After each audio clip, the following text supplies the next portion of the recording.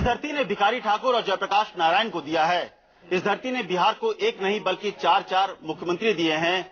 दरोगा राय, रामसुंदर दास, लालू प्रसाद यादव और राबड़ी देवी। लेकिन इसके बावजूद ये जमीन अपनी बदहाली पर आंसू बहा रही है। जी हम बात कर रहे हैं सारण की। नमस्कार, मैं हूं अमित कुमार। न्यूज 24 के खास कार्यक्रम क्यों दे आपको वोट में आप सबका स्वागत है। यहां पर जनता भी है जो कि वोटर हैं, इसके अलावा नुमाइंदे भी होंगे। लेकिन उससे पहले सारण के राजनीतिक समीकरण पर एक छोटी सी रिपोर्ट देखिए। मैंने पहले भी कहा है कि विकास कहाँ दिखाई दे रहा छपरा में, ये लोग बतावे। विकास जब 25 साल तक नहीं कर सके तो आगे की उम्मीद कम। रोड पर ऐसा ही नाला बह रहा है, जाम ऐसा ही लगा हुआ है, प्रशासन का कोई ठिकाना नहीं। भोजपुरी गीत और संगीत ही सारण की असली पहचान है। भोजपुरी गीतों के सबसे बड़े गीतकार भिखारी ठाकुर सारण के ही रहने वाले थे। जिन जेपी ने राजनीति को नई दिशा दी, वो भी सारण के ही रहने वाले थे। डॉक्टर राजेंद्र प्रसाद की जन्मभूमि भी यही सारण है।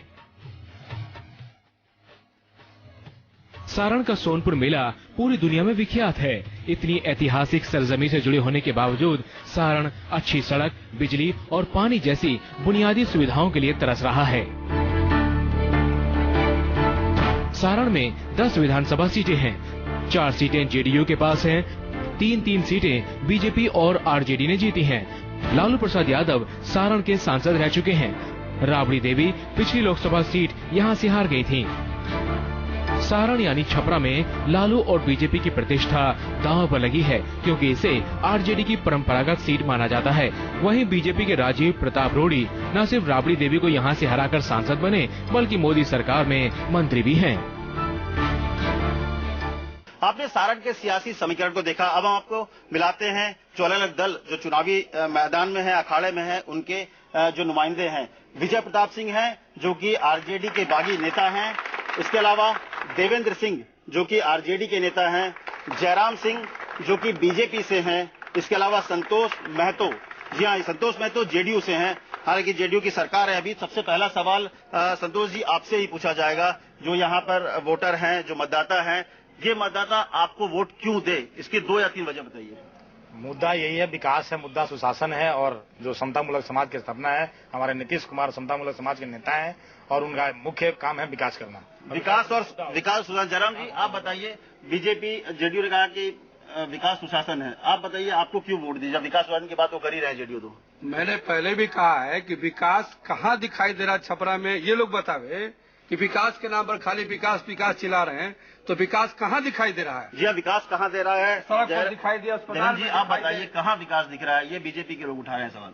छपरा से 1 घंटा 20 मिनट में पटना की दूरी 2 माह के बाद जब 4 लेन चालू हो जाएगी तो हम छपरा से पटना की दूरी 1 घंटा 20 मिनट में उसी के नाम पे वोट देंगे? नहीं, उसके बाद जो आरा से छपरा का जो पुल बन रहा है, या जिस दिन पुल बनकर तैयार हो जाएगा उस दिन हमारी छपरा मध्य प्रदेश से हमारी व्यवसाय छपरा से जुड़ जाएगी। जिस दिन हाजीपुर में गांधी सोनपुर में जो रेल पुल बन जाएगी, उस दिन हमारे छपरा से कहीं भी जाने के लिए तैयार है, तो तैयार बन जाएगी। तब आप बताइए, जो आप आरजेडी से बागी हैं, आपके उम्मीदवार भी है उदय, क्या है, क्यों आपको वोट दे? जब इतनी पार्टी है, निर्दलीय के पास क्यों आएगा? हमारे नेता उदित राय जी वर्ष 2090 से 2005 तक छपरा के विधायक रहे हैं और छपरा की जनता को अच्छी तरह से पता है कि उन्होंने 15 साल में क्या किया। 15 साल में क्या किया? एक सवाल है लोक राजनीति की, कुछ काम ऐसा हुआ नहीं। जिस बात कर रहे हैं बीजेपी के नेता, जो बात कर रहे हैं वो हुआ नहीं। ये कह रहे हैं कि यहाँ पर कौशल उसके लिए खुला गया है, सेंटर खोला गया है। सेंटर खुला है सिर्फ कागज पे, ना उसमें स्टूडेंट है ना कोई टीचर है पढ़ाने वाला। और जो हमारे छपरा के वर्तमान विधायक हैं, 1 साल में उन्होंने उपलब्धि इतना काम कर दिया है, ट्रांसफार्मर बनवाया, लगवाया है, रोड बनवाया है, नाली बनवाया है, उनसे बढ़िया कोई काम नहीं किया है। रणधीर सिंह नहीं, लेकिन रणधीर सिंह ने बहुत काम किया है, ठीक है, इनकी अपनी बात है। लेकिन एक और बातें हैं जो कुछ यूथ है यहाँ पर, उनसे ही पूछेंगे क्या है यहाँ पे। इन्होंने जो कहा, बीजेपी ने अपनी बात कही कि हमने यहाँ पर कुछ काम करवाए हैं, लेकिन आपको क्या लगता है कि ये जो चुनाव हो रहा है, ये विधानसभा चुनाव है, यहाँ पर सड़क के, क्योंकि जब मैं सड़क से आ रहा था तो यहाँ पे मैंने देखा किस तरह जाम लगते हैं, बहुत बड़ी एक समस्या दिख रही थी मुझे। आपने जो भी देखा तो वो सही था। यहाँ से राजीव प्रताप रूडी जब से जीत गए हैं, ना एक भी प्रधानमंत्री योजना से सड़क बना है, ना नाली बना है, ना कोई काम हुआ है।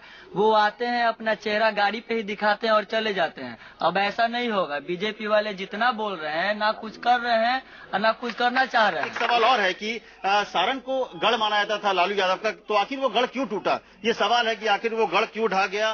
क्या उसकी वजह नरेंद्र मोदी की लहर थी या यहाँ के जनता ने लालू के किले को ढा दिया?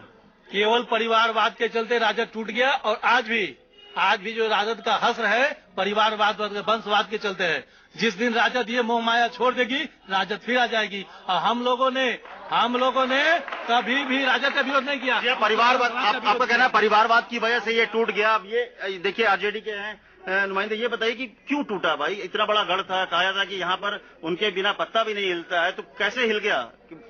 लालू यादव जब रेल मंत्री थे इस जिला को 3 रेल फैक्ट्री दिए। और परिवारवाद की बात जहाँ तक है, हर दल में परिवारवाद है।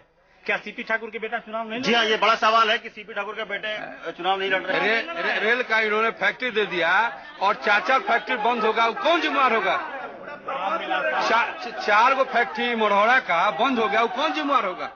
आपने ये 4 फैक्ट्री बंद हो गई। ये कह रहे हैं कि जब एक फैक्ट्री खुला। परिवारवाद तो मुझे बोलना है कि रामविलास पासवान जी का बेटा, भाई, सारा तमाम लोग बीजेपी गठबंधन में है। लेकिन परिवारवाद नहीं, पीछे चलते हैं, थोड़ा पीछे युवा है, युवाओं से भी बात करेंगे। आपको लगता है कि शिक्षा व्यवस्था यहाँ पे अच्छी है सारण में? हमको नहीं लगता शिक्षा व्यवस्था यहाँ पर अच्छी है, क्योंकि हर साल सरकार अपने अनुसार कुछ भी चेंज करता रहता है और अपने अनुसार कुछ भी अच्छा जो दिखता है वही करता है। सारण की अगर पूरी बात करें, सारण में क्योंकि आपने इससे पहले भी कई जेडीयू बीजेपी की सरकार भी देखी, लालू की सरकार भी देखी, और इस बार बदलाव की बात हो रही है, अपनी अपनी बातें हो रही है, हर कोई विकास का बात कर रहा है। ऐसी बहुत कम होता है कि जब विकास ही सबसे बड़ा मुद्दा होता है। दोनों नेता अलग अलग हैं, बीजेपी का भी राजद का भी, और आपस में ये लोग टकरा करके आप अलग करते हैं।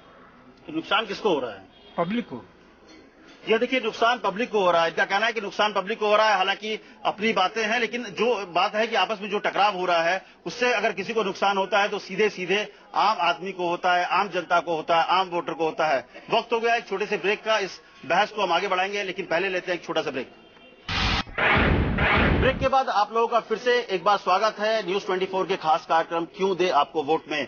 हम बात कर रहे थे सारण के नेताओं से, सारण के वोटर से। यहाँ पर फिर हम ब्रेक के बाद इस चर्चा को आगे बढ़ाएंगे और पूछना चाहेंगे, कुछ युवा वर्ग भी है, युवा यूथ हैं।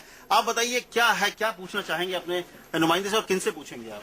सबको पता है कि बिहार इंडिया के सबसे टॉप एग्जाम यूपीएससी में सबसे ज्यादा रिजल्ट देता है, लेकिन हमारे युवा जो है बाहर पलायन करते हैं, बिहार में नहीं रहते हैं। तो ये हमको बताइए कि राजद की सरकार ने युवाओं के लिए क्या किया है? युवाओं को कितना रोजगार दिया है? शिक्षा के कितना शिक्षा किया है? कितना शिक्षा कितना विस्तार किया है? ये सवाल है, बहुत अहम सवाल है। आरजेडी से एक सवाल है कि ये शिक्षा के लिए क्या किया है आप लोगों ने? 15 साल जब बात करते हैं, पुरानी बात करेंगे 15 साल राज का, क्या था शिक्षा? मैं उस बंधु से पूछना चाहता हूँ कि जेपी यूनिवर्सिटी किसने दिया? यहाँ के इंजीनियरिंग कॉलेज किसने दिया? इंजीनियरिंग कॉलेज देने से दिया किसने? तो ये आरजेडी की तरफ से क्या ये भरोसा होगा कि जंगल राज 2 लौटेगा नहीं? क्योंकि ये आरोप लगता है कि जंगल राज 2 लौट सकता है। न जंगल राज था न जंगल राज रहेगा।